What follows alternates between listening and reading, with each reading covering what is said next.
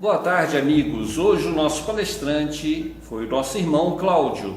Cláudio, se a gente for observar a história, nós vemos Paulo de Tarso, assim como inúmeros irmãos dele, defendendo o judaísmo, fazendo inclusive a perseguição aos judeus cristãos, levando à morte a Estevão. Nós vemos também os papas, que foram grandes defensores do catolicismo, levando às cruzadas. Nós tivemos igualmente o nosso amigo Maomé, que defendeu o islamismo, promovendo também uma cruzada inversa, a defesa da religião. O espiritismo tem defensor? O que pensar da defesa do espiritismo? Olha, Paulo, eu gosto de uma fala da irmã Aila Pinheiro, que em uma das palestras ela fala uma coisa bem interessante. Assim. Ela diz que as pessoas se arvoram na defesa de Deus e Deus é quem menos precisa de defesa. Ela espera a família, os entes queridos, os irmãos, as pessoas menos favorecidas. Essas pessoas precisam de defesa. Deus não precisa que ninguém empunhe uma espada para poder defendê-lo. Então, eu acho que muita barbaridade foi cometida na história da humanidade em nome de se defender uma crença, né? Você citou aí as cruzadas, eu cito também a caça às bruxas, porque hoje a gente vê o resgate de certas tradições, como as tradições das benzedeiras, né?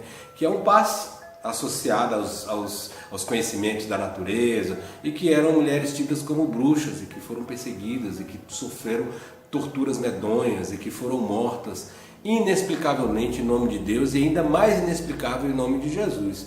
Você citou aí irmãos de outras religiões, a quem a gente respeita, mas que têm princípios que são princípios muito belos. Você vê que, por exemplo, na essência do judaísmo é que está escrito que se deve amar a Deus sobre todas as coisas e amar o próximo como a si mesmo. Isso está no livro de Levítico. Né?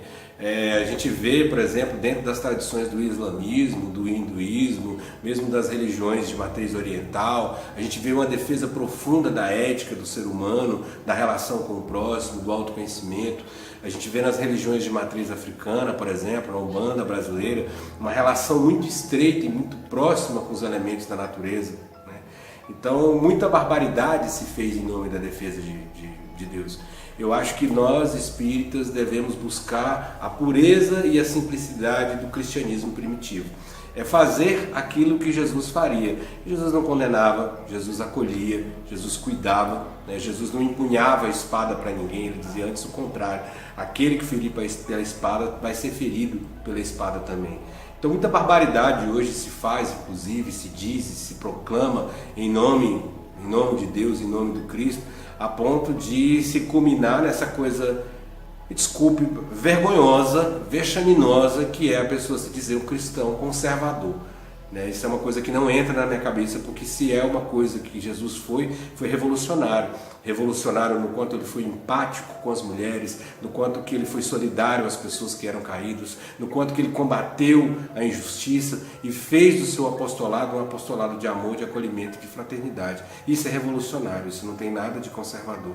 Então, eu acho que nós, enquanto espíritas, precisamos ter muito cuidado com isso, muito cuidado com as pessoas que defendem práticas que são práticas reprováveis, que são práticas condenáveis, né? Não é errado que a gente se posicione politicamente, eu acho que isso é saudável e é muito importante. O Evangelho segundo o Espiritismo diz que nós temos uma função de transformadores, né? Uma função motora nesse mundo, de melhorar essa sociedade, e pelas armas que nós temos hoje, isso se faz por meio da política, por meio da militância social, do ativismo social, por meio da educação.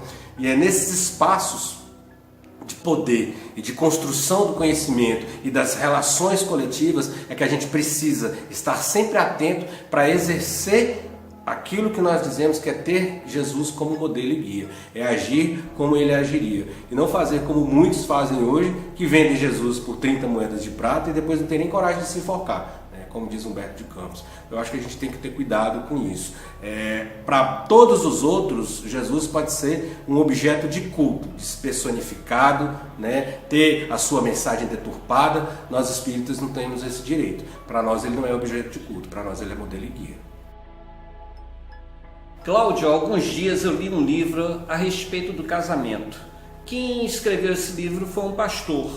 E ele era muito bom livro, ótima qualidade. O espírita tem que ler de tudo ou deve se restringir à leitura espírita? Estendendo a pergunta, devemos estudar a apometria, devemos estudar a cromoterapia e outros estudos que estão aparecendo dentro do espiritismo? Eu acho que o conhecimento ele é sempre muito importante, né? Ainda mais que nós seguimos uma doutrina que se apresenta como religião, como filosofia, né, e como ciência. Então, o conhecimento ele é sempre muito importante. É importante que a gente não perca de vista a codificação espírita, né? E eu acho que a extensão desse trabalho, até onde ele é feito, ele vai depender de cada casa, vai depender de cada região, vai depender, né, da realidade de cada local. Eu acho que se deve ler de tudo. Eu leio livros também de outras religiões. Eu particularmente tenho um carinho, uma admiração imensa por dois escritores, dois filósofos católicos, que são Leonardo Boff e Frei Beto. Eu sempre, inclusive, tenho lido, tenho falado, tenho citado textos deles, que para mim são dois cristãos católicos maravilhosos.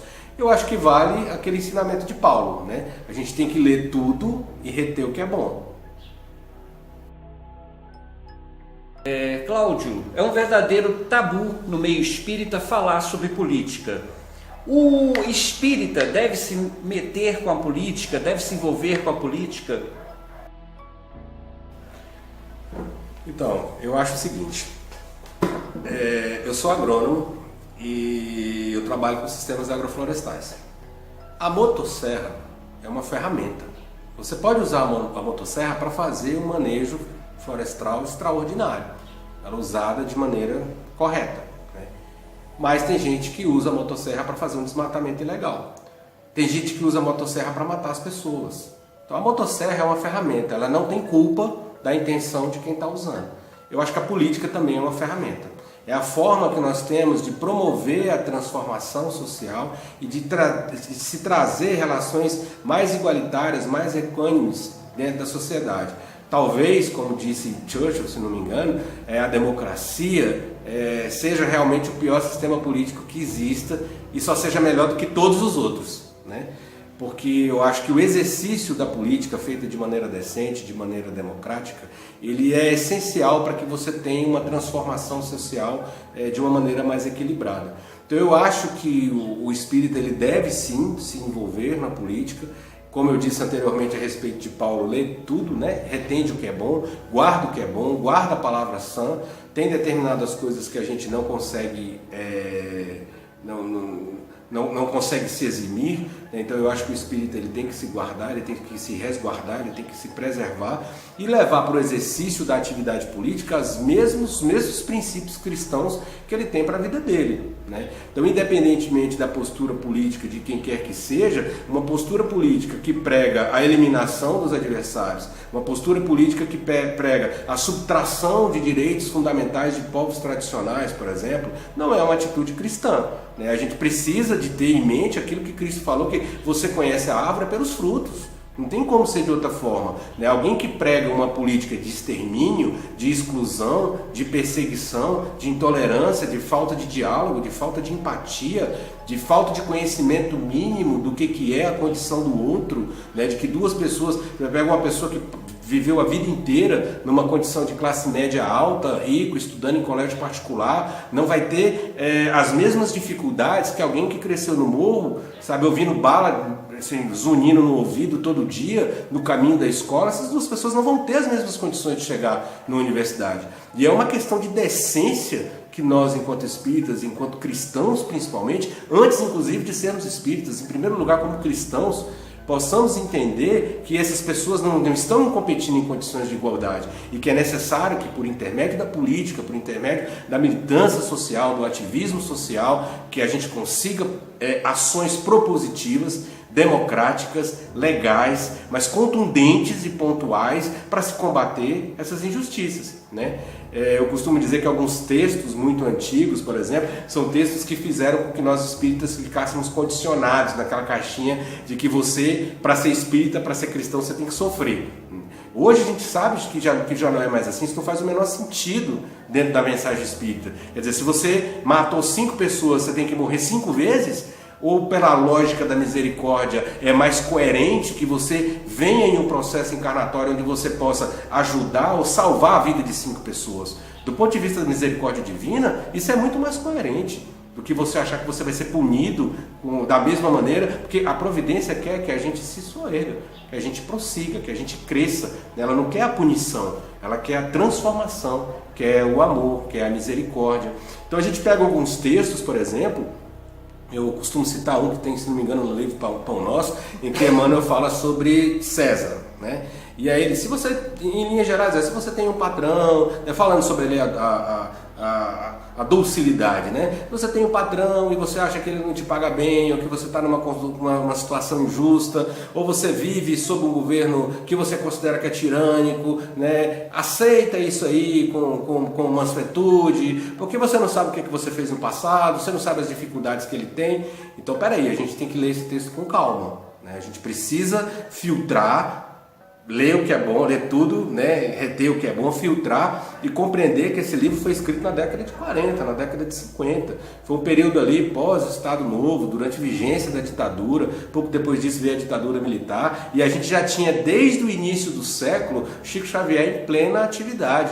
Era um período em que houve toda uma movimentação no plano espiritual para que ele pudesse cumprir a missão a que ele se propôs de divulgação da doutrina. Conseguir escrever os mais de 400 livros que ele escreveu.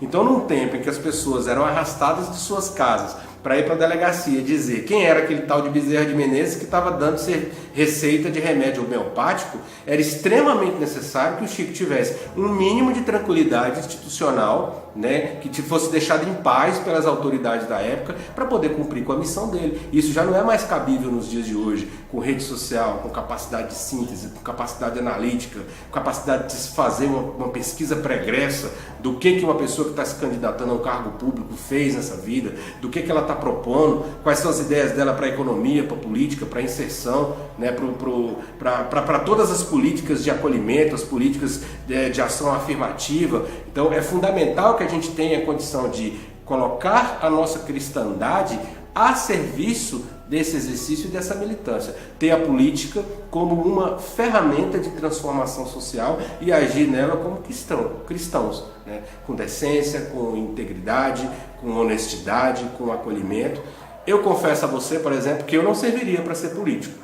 Eu acho que um bom político tem que ter um perfil de estudar muito, de ser acolhedor, de conversar com as pessoas, de ter condição de negociar sem abrir mão dos seus princípios, né? Porque a gente infelizmente vive numa sociedade que cultua a perversidade e que muitas vezes, se você não é conivente com a perversidade, você está fora do sistema. Então eu acho que é isso que a gente, enquanto cristão e espírita, precisa conhecer e precisa combater, não só na política, mas em todas as atividades, nos negócios, no seu dia a dia, na educação, na sua relação com a sua família, com seus amigos, no seu trabalho, colocar antes de tudo a nossa atitude cristã, de ética, de educação, de honestidade, de integridade, de acolhimento, de empatia, de solidariedade e de constante inconformação com tudo que se traduz em injustiça, né, com tudo que se traduz em exclusão. Eu acho que é dessa forma aí. Desde que a gente se guarde disso, espíritas são muito bem-vindos na política, né, tem que estar atuando mesmo. Cláudio, um companheiro nosso da casa brincou certa vez que o espírita tem um escorpião no bolso, que eles têm dificuldade muito grande de colaborar com as atividades da casa, de participar, por exemplo, de um congresso espírita que é cobrado, de comprar um livro. Como tem que ser a divulgação do espiritismo? Tudo tem que ser de graça? Olha, eu acho que, novamente, em toda atividade espírita, em toda atividade cristã, o que vale é a intenção. Uma vez eu tinha uma preocupação muito grande a respeito de um procedimento íntimo, por exemplo, como a vasectomia.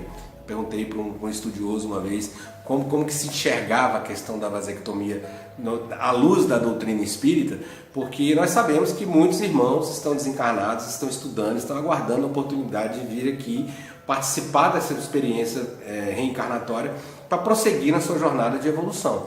Então eu tinha essa dúvida, será que a pessoa, o espírita que resolve fazer um procedimento como esse, será que ele não estaria impedindo, né, fechando as portas para que outros irmãos pudessem ter a oportunidade de reencarnar? E ele me disse que, como em tudo na doutrina espírita, como em tudo no cristianismo, que vale é a intenção. E ele dizia, uma coisa é você já ter 2 filhos, 3 filhos, a quantidade de filhos que você tem, e você saber que aquilo ali é o seu limite, e que você precisa, o seu limite de educar, de cuidar, de abrigar, de acolher com dignidade aquelas crianças que estão na sua responsabilidade. Que mais daquilo ali pode comprometer aquilo mínimo que você precisa ofertar para aqueles outros lá. Isso é uma coisa, né? E também para que você possa se valer de momentos de intimidade com a tua esposa, exercer essa amorosidade, né? Esse momento do ato íntimo, do amor, do sexo com a companheira, que faz a união, né? Que congrega, né? Que aproxima o casal. Então, se você faz isso com a intenção de preservar a tua família e de você ter condições de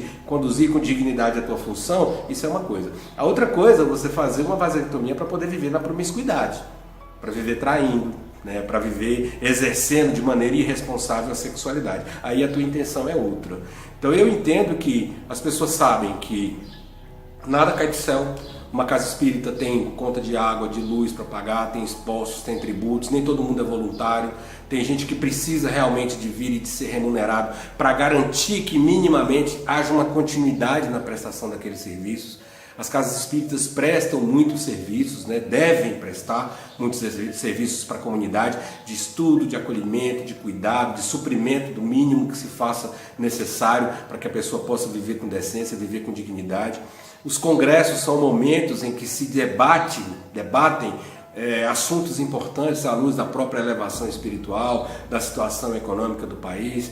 Então, algumas coisas eu entendo que podem até ser questionadas. Será que a gente tem necessidade de fazer um congresso em um lugar tão suntuoso, ou fazer uma divulgação que exija tantos recursos, né? Recursos que poderiam ser utilizados para socorrer outras casas mais simples, ou mesmo para poder bancar a inscrição de dirigentes de casas mais simples que não tenham condição de participar? Eu acho que essa discussão aí ela é válida, mas é importante dizer que as livrarias são uma importante fonte de recurso para as casas, além de divulgação da doutrina, os bazares, os almoços, os eventos que se fazem, tudo isso é muito importante que vem contribuir para a causa. Vem contribuir para a causa da divulgação da doutrina espírita, né? Como Emmanuel disse, a maior caridade que se pode ter pelo Espiritismo é a sua divulgação, que é em si uma mensagem consoladora, que em si se traduz também em uma caridade maior que se faz com o próximo. Então eu acho que tudo é uma questão de bom senso, né? De honestidade, de integridade e de buscar ter ali aquilo que é necessário, né? Aquilo que realmente é importante. Tem uma passagem do livro Obras Póstumas em que Kardec estava com dificuldade, já no final da vida, e ele que tinha abandonado, né, os estudos, as atividades dele enquanto o grande educador, Hipólito Léon Denis Arrivaille, que ele era para se tornar, então, Allan Kardec, fazer a codificação espírita, ele era sustentado pela esposa. Tem um determinado ponto do livro Obras Póstumas que ele conta que ele vira para os espíritos e diz: escuta, eu estou urinando sangue, eu não tenho dinheiro para poder pagar as minhas contas. Vocês se importam com isso? E aí o espírito de verdade diz para ele: se não nos importássemos com isso, seria sinal que nós não te amamos. Eu lembro que tem uma palestra do Haroldo que ele até brinca, ele falou: olha, não vai ser do jeito que você quer, mas a ajuda virá. E a ajuda vinha na medida do necessário, né? A gente não pode esquecer que o nosso modelo e guia forjou o planeta. Jesus conhecia todas as jazidas de ouro, de prata, de diamantes, todas as riquezas que tinham no planeta. Ele escolheu nascer numa gruta. Ele costumava dizer: olha, as aves do céu têm seus ninhos, as raposas do deserto têm suas tocas, mas o filho do homem não tem onde repousar sua cabeça. Então, são duas coisas que a gente precisa ficar atento: a necessidade do dinheiro nessa nesse momento encarnatório que nós vivemos na matéria, e aí a gente tem que dar a César o que é de César, né? E o que extrapola disso, o que é o necessário e o que vai resvalar para o lado da vaidade. Então a gente tem que ter a compreensão de dosar isso aí. Entender que as casas precisam de recursos, que a divulgação se faz por meio de recursos e que a melhor forma de se ter recursos é fazendo os eventos, mas é preciso que haja colaboração também de quem tiver condição de contribuir. Agora, que isso não pode ser, como a gente infelizmente vê acontecer em muitas manifestações religiosas de outros irmãos, e talvez até nossa também, precisamos fazer a meia-culpa, que é ter o sucesso na matéria traduzido, confundido com o que seria a comunhão espiritual. Aí não, a gente precisa de distinguir isso aí, de ter muita clareza. E a melhor ferramenta é o bom senso, não tem outra.